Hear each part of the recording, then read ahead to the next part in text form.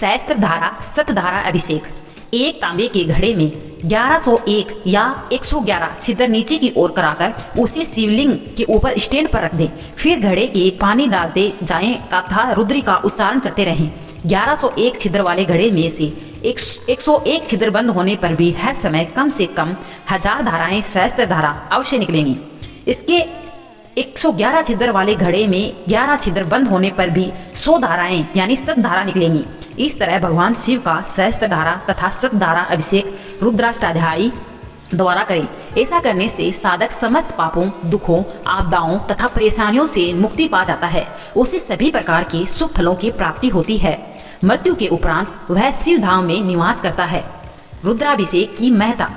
भारत के गांव-गांव और चप्पे-चप्पे में एक न एक शिव मंदिर अवश्य मिल जाएगा। इसका कारण यह है कि शिव भक्तों की संख्या अनंत है। अतः एवं शिव जी को प्रसन्न किए बिना कल्याण संभव नहीं है। भले ही साधक के इष्ट देव भगवान विष्णु, भगवान राम, भगवान कृष्ण तथा जगत पिता ब्रह्मा ही क्यों न हो, इन सभी देवताओं की उपासना के लिए भी भगवान शिव का पूजन स्मरण आवश्यक है। लोक परलोक में सर्वत्र सफलता प्राप्त करने का एकमात्र उपाय यह है कि प्रतिदिन एक लोटा जल भगवान शिव पर चढ़ा दें। यदि आप विधिवत रुद्राभिषेक करें तो ज्यादा बेहतर सिद्ध होगा, क्योंकि शास्त्रों में कहा गया है कि शिव को प्रसन्न करने के लिए रुद्राभिषेक से बढ़कर कोई अन्य पूजन नहीं है। रुद्राष्टाध्यायी से लाभ।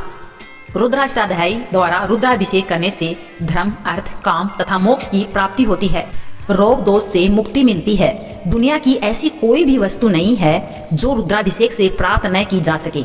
दुर्लभ से भी दुर्लभ वस्तु आप मात्र एक श्रावण मास में नमक चमक रुद्राभिषेक द्वारा प्राप्त कर सकते हैं। सभी मंत्र धोखा दे सकते हैं, परंतु रुद्राभिषेक नहीं। यह तत्काल मनोकामनाओं की पूर्ति करने वाला है।